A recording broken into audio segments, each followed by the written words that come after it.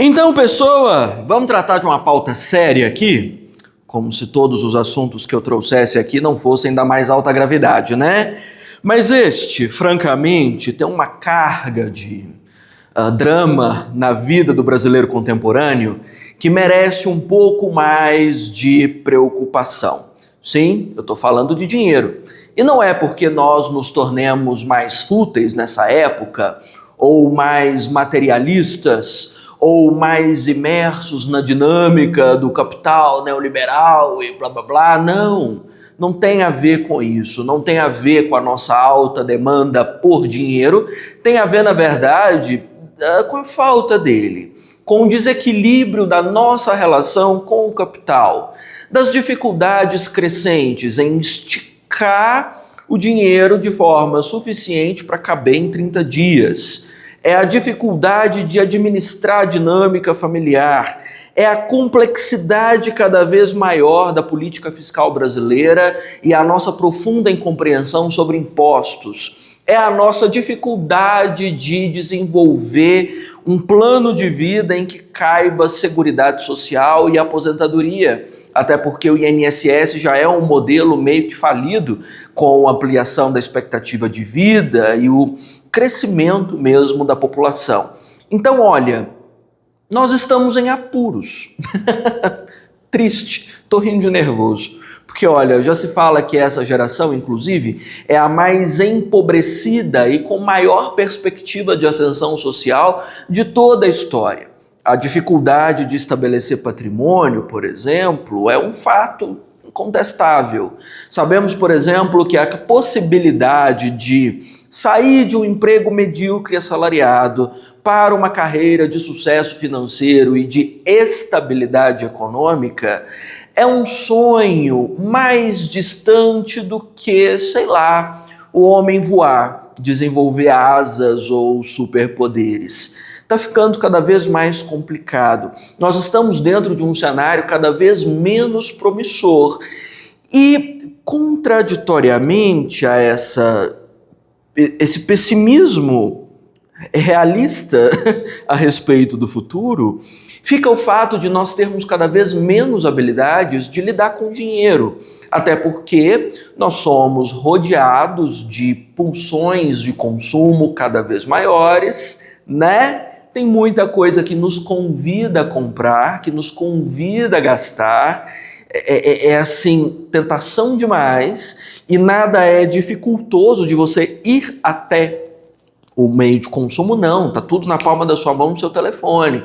Você tem aí uma Shein, você tem uma Shopee, você tem um algoritmo que te joga os produtos de que você mais gosta, que fazem parte do seu sonho de vida, tudo na sua mão, né? No momento em que a sua vulnerabilidade emocional é cada vez maior e o consumo tem uma carinha de satisfação, tem uma carinha de compensação, de modo que se você vai comprar uma bugigangazinha qualquer, aquilo vai te deixar um pouquinho mais feliz, um pouquinho menos triste, um pouquinho mais, sei lá, realizado, já que a sua vida não está dando muito certo e os planos que você estabeleceu para o futuro não estão chegando tão rápido, né?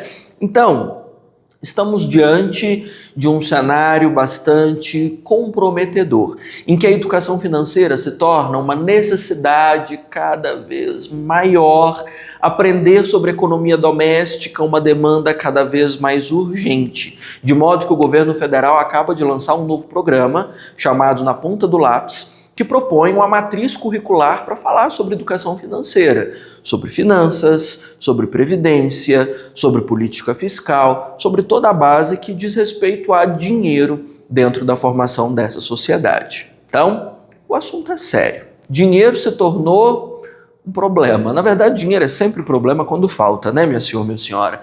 Dinheiro nunca é um problema quando você tem dinheiro. O problema do dinheiro é quando ele não é suficiente para te trazer conforto, qualidade de vida, né?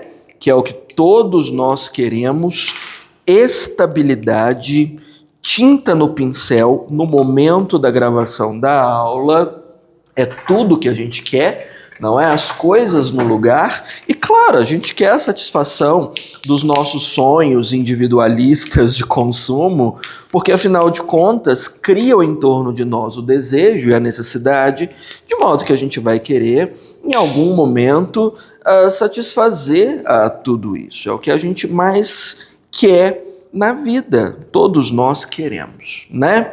Bom, quanto a essa base toda, agora que eu já tenho tinta, como nós estabelecemos um início de conversa para a introdução desse texto? Te confesso que eu já produzi essa mesma aula no mínimo umas 5, 6 vezes. Para cada vez que eu produzo, eu uso uma base diferente para contextualização. Porque, olha, não tem necessariamente um início desse problema. Porque a nossa relação com finanças, com capital, ela é intrínseca à própria organização da civilidade, do mundo moderno, da composição das organizações sociais em torno de um modelo econômico. Então vai haver uma relação com as finanças, quer você queira, quer não, sempre que você está imerso numa determinada estrutura de sociedade. É pequeno, é mesquinho, é fútil. Saia da civilização, então. São os esgotos que mantêm a estrutura viva. Não tem como escapar disso. Nós temos que nos preocupar com finanças a qualquer momento. Então, quanto mais a estrutura de sociedade se complexifica e o modelo econômico ganha novos contornos e novos objetivos, mais a gente depende do dinheiro e mais a nossa relação com ele precisa ser harmônica. O problema dessa estrutura de sociedade é o nosso descompasso entre vamos dizer, o domínio da matriz econômica e do capital sobre a sociedade e o nosso não domínio sobre os conhecimentos básicos para sobreviver dentro dele. Então, esse descompasso, inclusive, rende uma maravilhosa contextualização dentro da sua redação. Fica, perfeito, perfeito. Construir sobre o fato de nós fazermos parte de uma estrutura econômica neoliberal que se desenvolve em torno do capital e, simultaneamente, contraditoriamente, nós não dominarmos o modus operandi dessa estrutura de comportamento, dessas relações com o capital e da forma como nós precisamos dominá-lo para que não sejamos dominados, né? Nesse momento, inclusive, eu sinto que nós estamos mais dominados pelo capital do que dominando. O dinheiro nos usa em vez de nós o usarmos para o nosso bem-estar social, né? Então, realmente, as origens do dinheiro remontam à estrutura da sociedade tal como nós a conhecemos agora. É um traço intrínseco à civilização. Se, no entanto, você não quiser estabelecer essa relação de introdução, desse descompasso entre uma sociedade evoluindo do capital para o nosso desconhecimento em relação a ele, eu acho que você pode estabelecer o início desses problemas todos com a dinâmica do livre mercado. Sabe por quê que o problema do livre mercado se estabelece no meio da nossa relação com o dinheiro? Porque não tem ninguém que regula. O Estado é cada vez menor, é um Estado quase ausente, né? Eu vou colocar esse quase aqui para você não cair na generalização de ele não estar presente de jeito nenhum, mas é assim uma presença mínima de intervenção quase zero e o mercado tá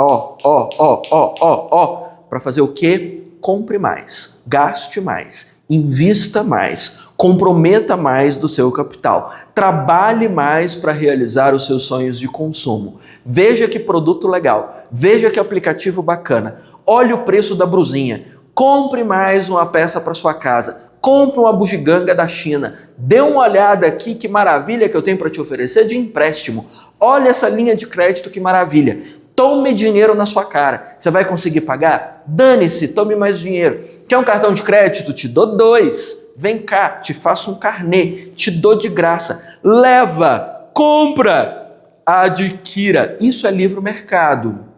E não tem aqui uma regulação de Estado para te dizer, para aí, aqui você não pode. Você tem um limite. Opa, não manipule as pessoas desse jeito.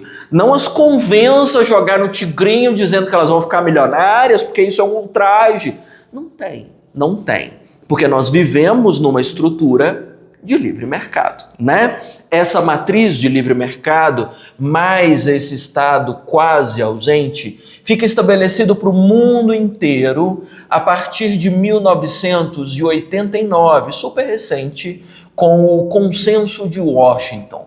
O Consenso de Washington foi praticamente um acordo entre Estados Unidos e Grã-Bretanha a respeito das relações econômicas para o século XXI. De final do século XX para o século XXI, no entendimento de que a economia precisava crescer sem que o Estado fosse um obstáculo. Beleza, a economia foi adoidado sem que o Estado obstacularizasse absolutamente nada e nós fomos colocados ali no fogo cruzado. Compre, gaste, invista, pegue essa linha de crédito, compre mais uma casa, invista em mais um carro e dane-se. Se você está com o nome sujo, se você não consegue pagar a fatura do seu cartão, se você já não tem mais possibilidade de comprar em parte alguma, porque você já se endividou e ficou inadimplente em metade da cidade onde você vive, não importa se você já estourou o limite de 3 agências bancárias, não importa, o mercado é livre para concorrer por você, para te levar para o consumo. E nisso, claro, boa parte de nós está completamente ferrada das finanças, né? E não aprendeu a se, vamos dizer, prevenir, a se defender das incursões do mercado, né? Estão querendo te vender? Não. Hoje eu não posso, isso eu não devo, disso eu não preciso, isso é uma construção de desejo, isso é só manipulação. Não, isso aqui não cabe no meu orçamento. Não, hoje eu tenho que guardar dinheiro. Não, agora eu tenho que pensar que se eu trabalhar mais um turno, eu não vou sobreviver, né? Porque eu preciso de saúde. Não temos esse tipo de norte, esse tipo de orientação. Então, nisso, nós caímos num terror associado a dinheiro, porque, no fim das contas, ele se torna muito mais opressivo do que libertador. Ele se torna um problema maior do que facilitador, né? Entende essa dinâmica? Então, tá aí o retrato da população brasileira de 99,8% dela hoje, né? Bom, vamos separar boas teses para entender mais a fundo causas pelas quais nós nos metemos em tantos apuros financeiros a ponto de o governo federal pensar na relevância da educação financeira. Bom, eu creio que um dos principais elementos resida no aspecto que eu acabo de te falar sobre a facilidade do consumo. Está na palma da mão, está no aplicativo, está no algoritmo. Isso faz com que a dinâmica de consumo fique mais intensa, né? Ou seja, nós estamos lidando com uma desmaterialização do mercado, mas mais precisamente com uma desmaterialização do próprio capital. Ou seja, sejamos francos, o dinheiro deixou de ser moeda, ou papel, ou cheque, para ser um número numa tela. A agência bancária deixou de ser um lugar, vamos dizer, um pouco amedrontador e opressivo, para se tornar um aplicativo no telefone, uma agência totalmente virtual, né? Pagar as coisas deixou de ser tirar o dinheiro do bolso e contar as notas, percebendo a noção de valor, para um Pix, uma aproximação de telefone, uma chave aleatória que faz com que um número saia de um lugar e vá para o outro. Então, dessa desmaterialização do capital, nós caímos numa relativização do valor do dinheiro.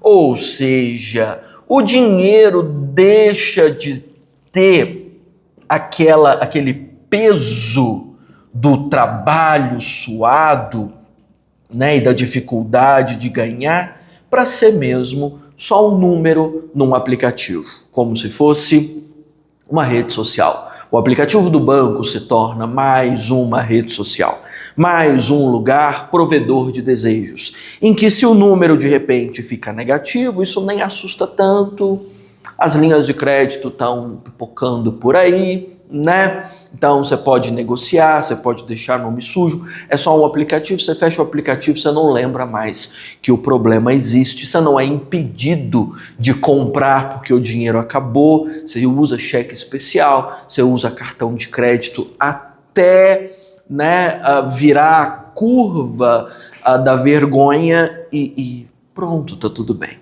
Então, essa desmaterialização do capital e a relativização da noção de valor acontecem, claro, com aí a década de 10 do século XXI, com a quarta revolução industrial, que traz tecnologia bastante para que nós possamos não lidar mais com dinheiro papel, para lidar com dinheiro número na tela, com dinheiro touch, né? E aí, claro, isso faz com que tudo fique menos pesado, fique menos dramático, concorda? Então você tem exemplos aos quilos de Pix, de banco virtual, tudo que criou facilidades extraordinárias para a nossa relação com o capital, tudo ficou mais prático.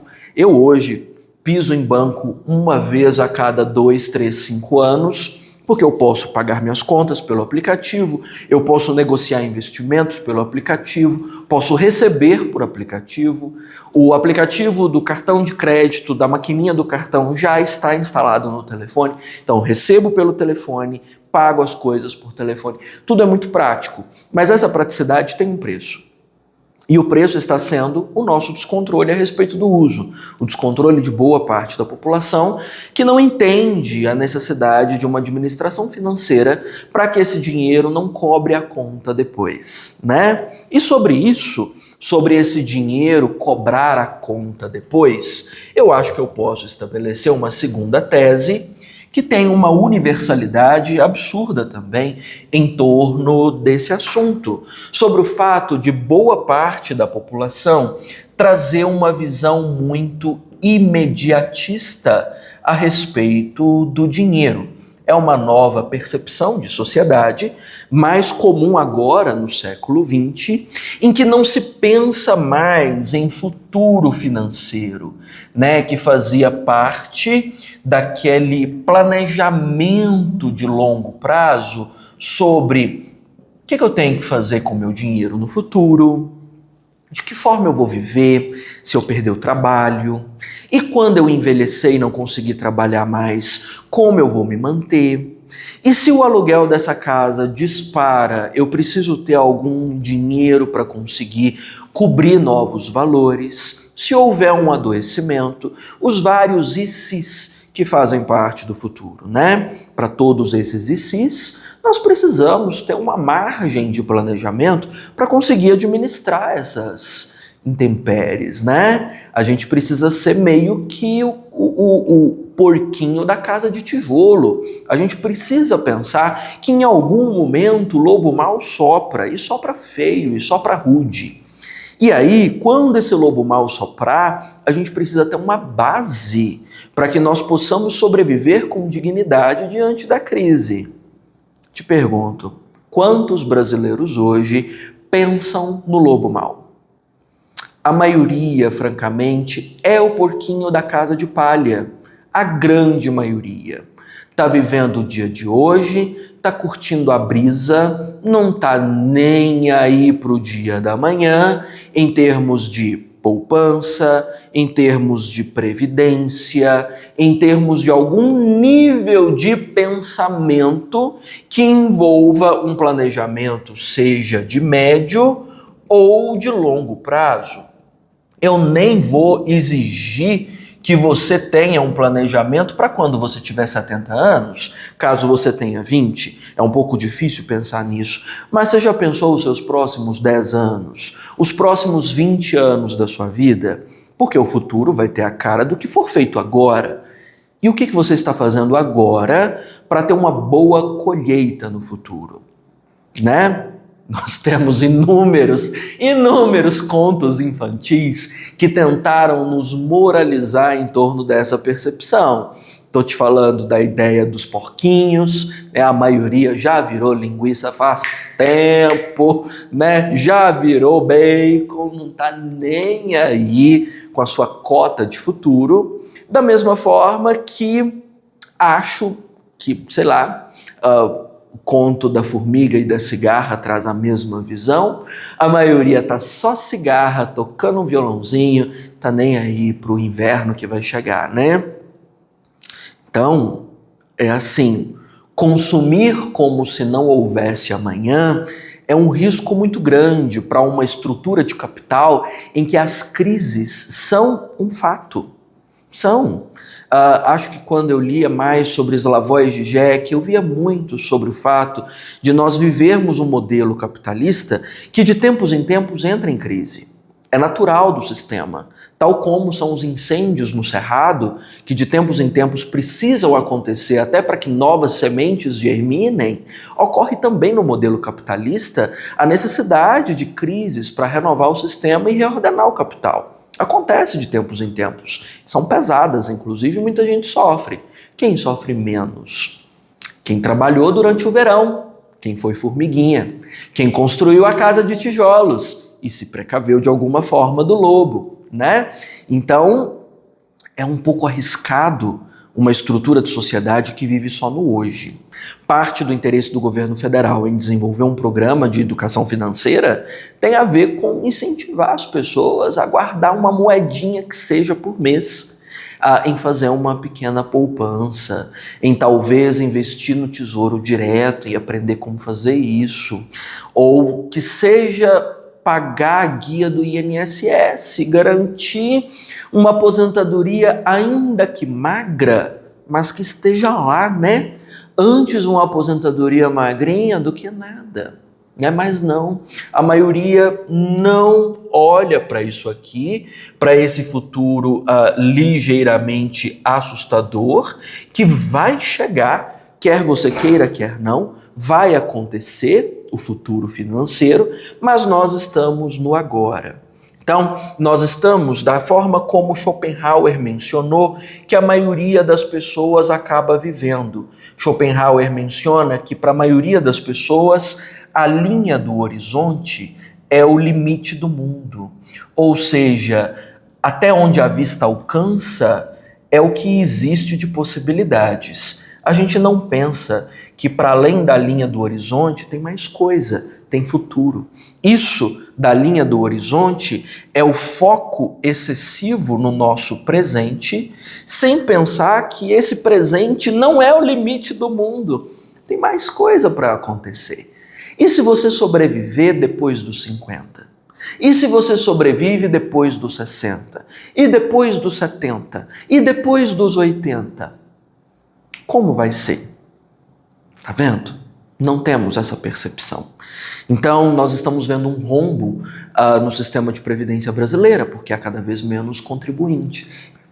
Nós temos visto pessoas entrando em falência profunda desde que a pandemia de Covid-19 desequilibrou as relações econômicas e a maioria não conseguiu se sustentar.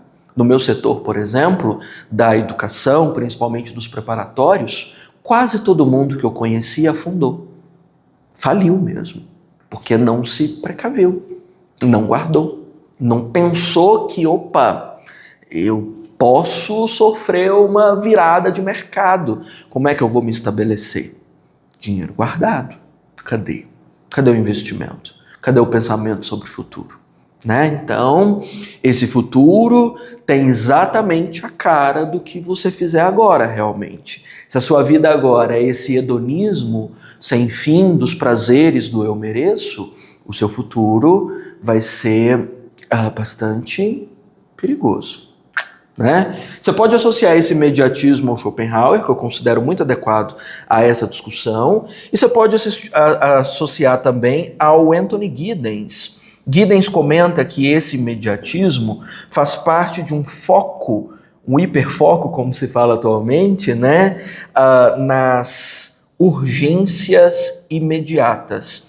Ou seja, nós vivemos numa estrutura de sociedade que só consegue dar atenção para os problemas mais graves do momento. Agora é um problema. Agora eu preciso de roupa nova, agora eu preciso de um sapato, agora eu tenho que reformar a casa, agora eu tenho que trocar o carro, agora eu tenho que planejar a viagem.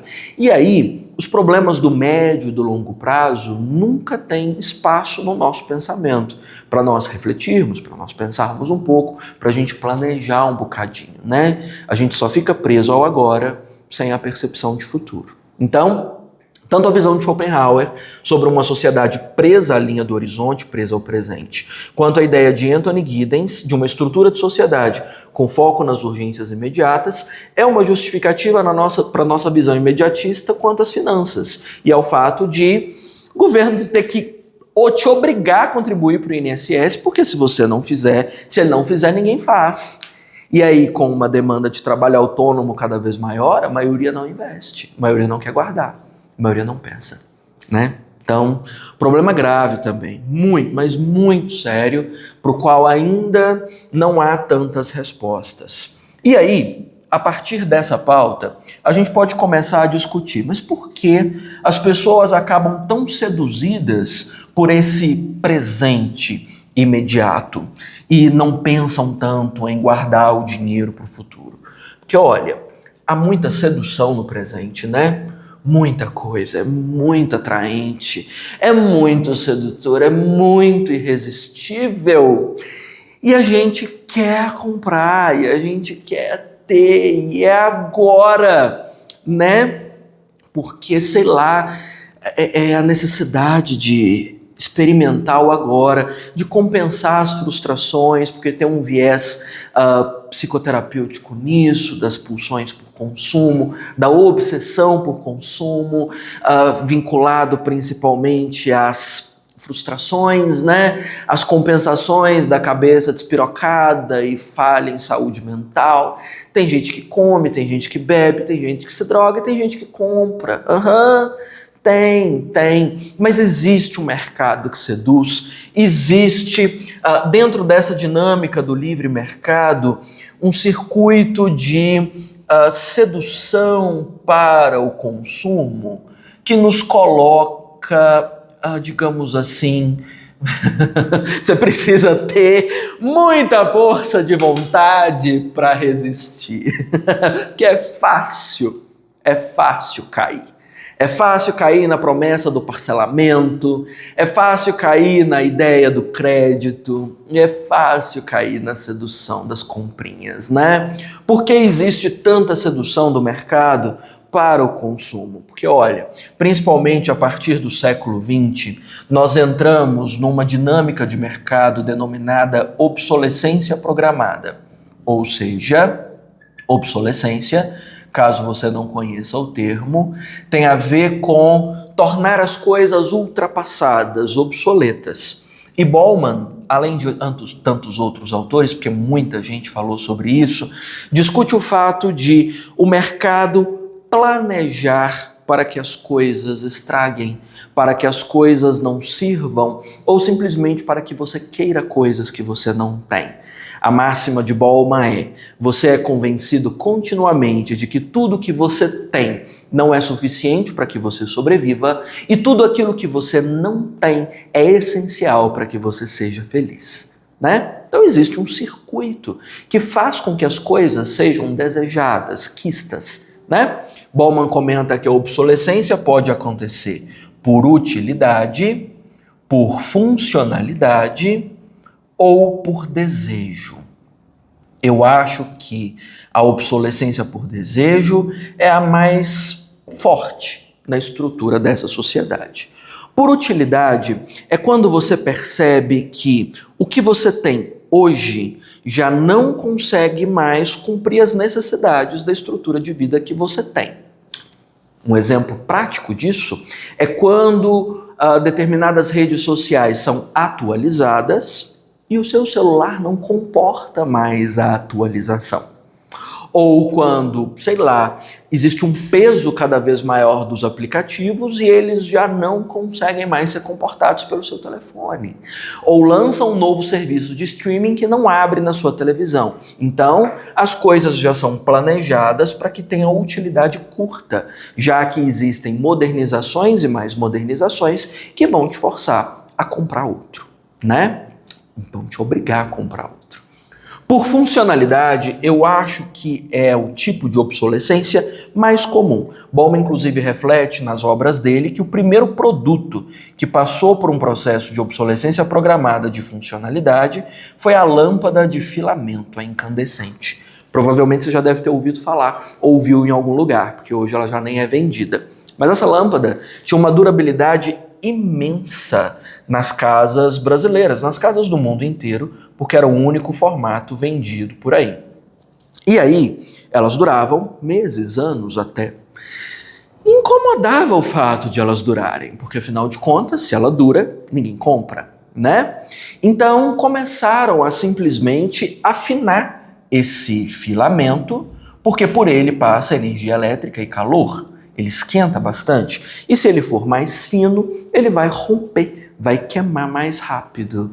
O que vai acontecer? Sua lâmpada queima. O que vai acontecer? Você vai comprar outra. Você circula o mercado, né? Você precisa comprar mais. Então, nós somos seduzidos por isso. O telefone dura cerca de 4 ou 5 anos. Você vai precisar comprar outro, porque ele começa a pifar, simplesmente. Os circuitos param de funcionar. A geladeira, que antes virava herança de família, passada de geração em geração, aquele Fusca imenso no meio da cozinha, né, que vinha azul, vermelho e nunca estragava, hoje dá lugar a eletrodomésticos descartáveis, que vão durar 4 ou 5 anos também, é o tempo para você jogar fora. As roupas aguentam cada vez menos lavagens. Né? Se você lavar muitas vezes, toda semana, por exemplo, a roupa esgarça, o tecido para de cobrir seu corpo, simplesmente. Ele se desfaz, as estampas arrancam, tudo se desmancha, não é? Da mesma forma, então, nós somos obrigados a comprar, porque o produto simplesmente para de funcionar. E a dinâmica do desejo, como eu mencionei, eu acho que é a mais comum. É a que funciona hoje dentro das redes sociais. Porque, francamente, não existe necessidade de você adquirir, sei lá, um Labubu. Não tem necessidade de você comprar um demônio em forma de pelúcia e pendurar na bolsa. Mas o que existe? Existe a criação do desejo. Existe uma menina do Blackpink que começa a usar o brinquedo. Esse brinquedo já era produzido há mais de 10 anos, mas ela usou. A partir do momento que ela usou, isso cria um circuito de desejo entre as pessoas que, de alguma forma, querem se parecer com ela. Nisso, outras celebridades, Kim Kardashian, Rihanna, começam a usar também. E aí, todas as pessoas que gostam da Kim Kardashian e da Rihanna também começam a usar. E aí isso vai expandindo o ciclo, expandindo o ciclo, expandindo o ciclo, até se tornar uma febre global. E o boneco passar a custar até 2, 3 mil reais das edições mais limitadas. Criou-se uma necessidade de consumo, um circuito de sedução, a partir simplesmente de uma noção de desejo, não de necessidade. E eu acho que aqui reside quase todas as trends que envolvem consumo, quase todos os nossos bens, quase todas as compras de Shopee, Shein, simplesmente porque nós criamos um circuito de desejo em torno da cópia da celebridade, em torno da compensação das nossas emoções esfrangalhadas, em torno do nosso tédio, em torno do nosso excesso de trabalho, porque nós não conseguimos realizar grandes sonhos, então nós preferimos realizar pequenos sonhos. Eu não posso ter uma casa na praia, mas eu posso comprar, sei lá, um Bobbie Goods, que tem uma imagem da casa da praia que eu posso colorir com canetinhas que custam uma fortuna. Sabe? É mais ou menos isso. E nisso, meu senhor, minha senhora, mais escoa dinheiro, mais vai dinheiro, mas é com força. Não é pouco dinheiro, não, é muito dinheiro. Porque isso faz com que a gente gaste numa dimensão que nós não observamos, porque faz parte das emoções, não faz parte da lógica, da racionalidade. Não são gastos planejados, são gastos impulsivos, né? É o que se denomina também, Veblen fala sobre isso, né? Thorstein Veblen comenta sobre consumo conspícuo, que é essa necessidade de consumir motivada pela emoção, porque nós somos, né, seres emocionais, nós não somos seres lógicos. E aí a gente vai comprar, sei lá, por status, por pertencer a uma classe, por comprar uma experiência que outras pessoas estão tendo, para exibir numa rede social, porque está todo mundo exibindo, e eu tenho que ser bonito e chique e parecido com essas pessoas, para ficar ali na mesma vibe, para ser admirado por elas, porque sei lá, eu sou uma pessoa profundamente carente, eu preciso de likes e comentários elogiando a minha vida, as minhas experiências e as minhas posses. Né? Tudo isso faz parte da conspicuidade envolvida no consumo, da necessidade de comportar-se dentro da tribo, é repetir o que está todo mundo repetindo. Tá vendo? É muita coisa associada à sedução, é a conspicuidade nessa noção da emoção vinculada ao consumo, é o fato de as coisas estarem programadas para estragar, é a necessidade de pertencer. E aí eu preciso copiar o comportamento de consumo dos outros para que eu faça parte de repente, né? Muita coisa está no meio dessa noção da construção do desejo, da sedução, da manipulação, dos algoritmos que vão te fazer comprar cada vez mais. Complexo, não é? Eu acho que essa é a tese mais profunda. Acho que essa tese rende uma aula inteira, só da quantidade de conceitos que eu pus aqui, né? Da emoção, do pertencimento, das coisas estragarem, da obsolescência. Então, é quase tudo que faz com que nosso dinheiro escoe pelas mãos sem que nós consigamos direcioná-lo para trabalhar por nós, né? Dinheiro na mão é vendaval, como diria a música antiga. E aí por isso que eu até comentei no início dessa aula que nós nos tornamos reféns do dinheiro, não controlamos a existência dele para que nos promova bem-estar. Não, nós nos tornamos escravos das finanças para conseguir fazer parte disso tudo, desse movimento louco e insano, né? Bem, para além disso, eu acho que o fato de nós não entendermos direito como o governo funciona ou tenta nos ajudar de alguma maneira em termos financeiros, também cria uma necessidade de uma educação para as finanças, a ponto de o governo federal estar querendo lançar um programa para falar disso, né? Porque a gente não entende. Falaram há pouco tempo que, sei lá, os PIX seriam administrados ou vistos para a declaração de imposto de renda. Ninguém entendeu nada, houve um protesto generalizado no calor do ódio político, o governo federal teve que suspender a medida. Ninguém entendeu, né? A questão da Previdência, a maioria das pessoas acha que o modelo está roubando dinheiro, em vez de nos criar uma segurança para o futuro. Problema também, a dificuldade de diálogo, né? Existem milhares de opções de você deixar o seu dinheiro rendendo para você, como investimento na bolsa, no tesouro direto, nos fundos imobiliários, que são ótimos. Ninguém faz. A maioria das pessoas, em vez de, sei lá, investir no tesouro direto ou nos fundos imobiliários, está investindo no tigrinho, nos bets, por aí vai, né? A ponto de comprometerem a renda familiar, de promoverem suicídio, colapsos de saúde mental, de causarem a expulsão de inúmeros alunos do circuito universitário brasileiro porque não conseguiram pagar as mensalidades ou o próprio FIES. Está sendo um caos. E aí? Se você está investindo no Tesouro Direto, que é dos próprios recursos do governo, você está ajudando a máquina governamental a funcionar sem perder seu dinheiro. O dinheiro é seu. Está lá rendendo. Está multiplicando. A qualquer momento que você quiser pegá-lo de volta, você pega. Investe numa coisa maior. Em vez de comprar Labubu, Lafufu, Tribufu, você compra uma casa, né? Você paga uma viagem boa, você paga dívida, né? Você se aposenta, vive de renda, sabe? Em vez de você comprar 400 mil brusinhas na Shopee de qualidade duvidosa, você põe esse dinheiro funcionando nos fundos imobiliários. Você se sustenta quando você perder trabalho. Você vai ter renda constante para se defender em período de crise. Você deixa de sofrer pelas oscilações do mercado ou pela instabilidade financeira, sabe?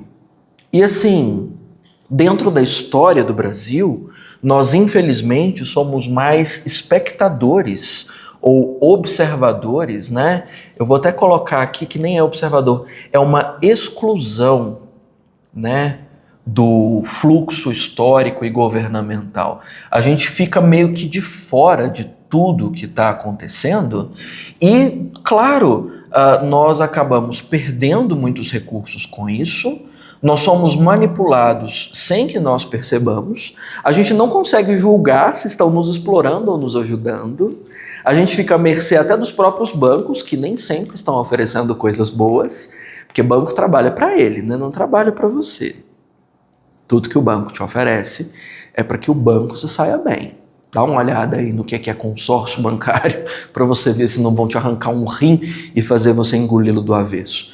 Então, assim, é defesa. Você precisa saber que se defender. O que é taxa de juro, como é que você confere se uma taxa de juro é justa ou exploratória, como é que você organiza a sua vida para você não precisar fazer empréstimo e pagar 3 vezes o valor do original, o que compensa dividir, o que não compensa, o que comprar à vista, o que comprar a prazo. A gente fica meio fora, sabe, aqui do fluxo histórico, governamental e financeiro. A gente não entende para que serve Receita Federal, estão discutindo pra caramba sobre taxação dos super ricos. A maioria das pessoas não faz ideia do que é isso, se vai prejudicá-las, se vai ajudá-las, o que vai acontecer, você vai ter que pagar mais dinheiro, menos dinheiro. O governo federal está mastigando essas informações para te mostrar, assim, quase que desenhado, com vídeo de cachorrinho e gatinho.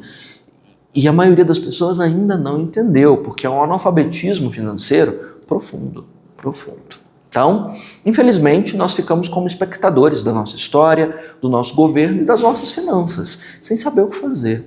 E aí há muitos prejuízos, tanto para a estrutura do governo quanto para nós, já que nós fazemos parte da estrutura de sociedade. O governo não existe contra nós, o governo é produzido por nós, né? O que existe lá é reflexo de quem nós somos. Quem está lá, na verdade, é quem nós colocamos lá.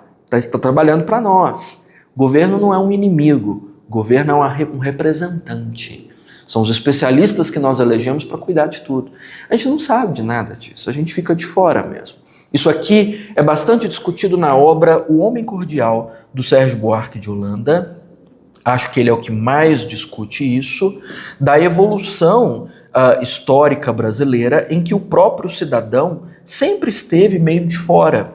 Nós, sei lá, nos declaramos república, nós abolimos escravidão, nós reinventamos a democracia, né? Nós criamos essa dinâmica de mercado e a população nunca entendeu direito o que estava acontecendo. Nós estamos sempre meio de fora, seja por desinteresse, seja por alienação, ou seja pelo próprio fato de nós termos sido formados por uma colônia de exploração, em que o povo em si nunca esteve realmente engajado no processo de formação do Brasil.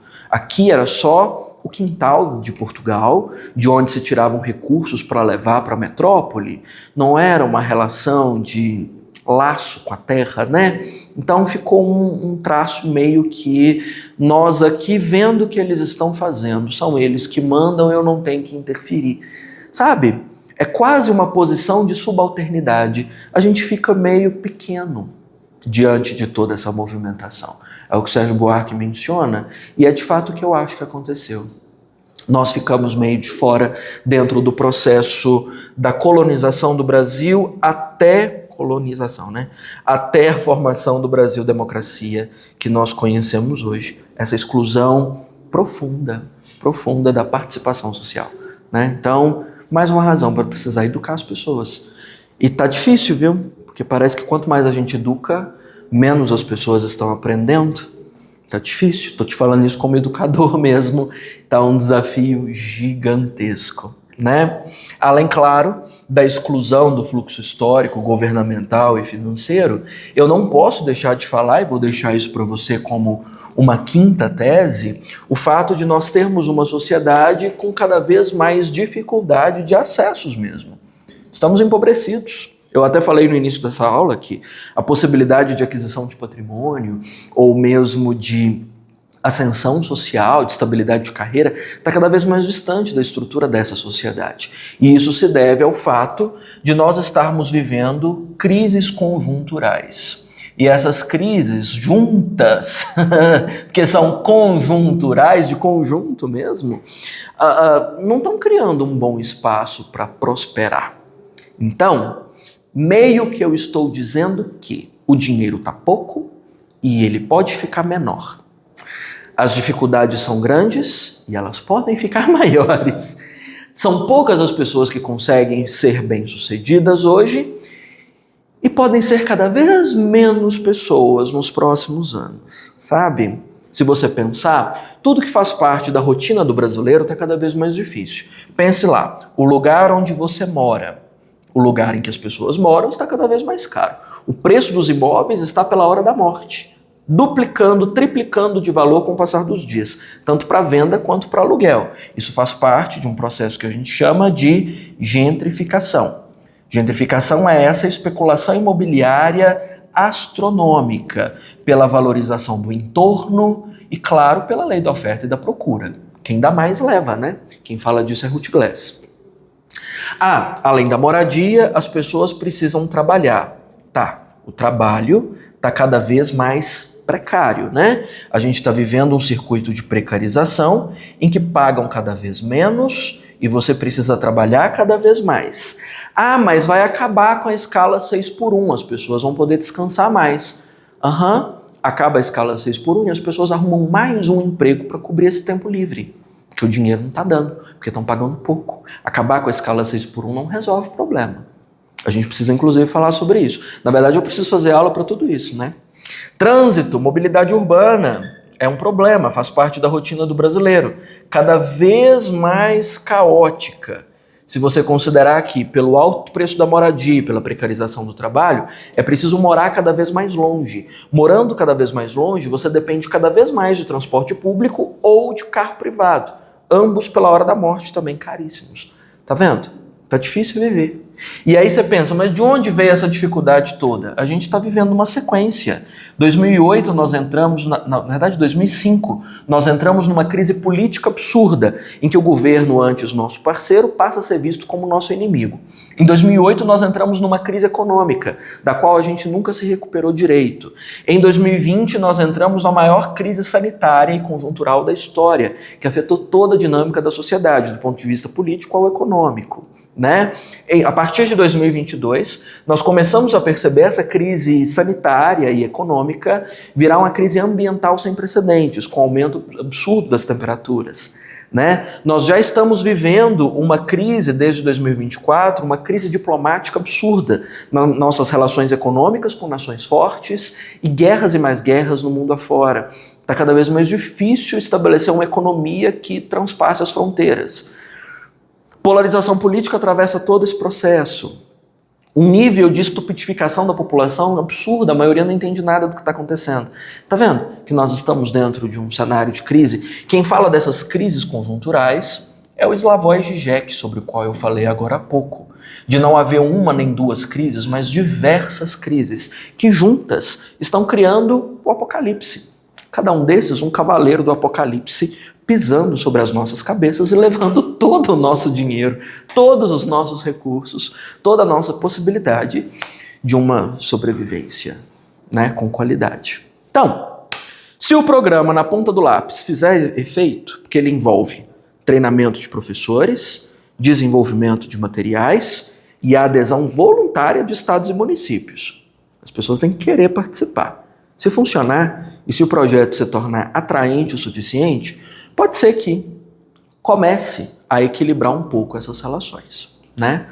Talvez comece. Ele precisa ser implementado com rigidez, com universalidade para funcionar em toda parte e precisa caber na grade curricular, né? Ele pode ser uma boa saída sim. O que você acha? Eu acho que isso aqui que eu discuti hoje nem é um tema, é um eixo. É um eixo. Eixo finanças, né? E deve fazer parte, com certeza, dos temas mais importantes do ano. O nosso top 5 do ano foi reconfigurado agora. Esse tema está em segundo lugar.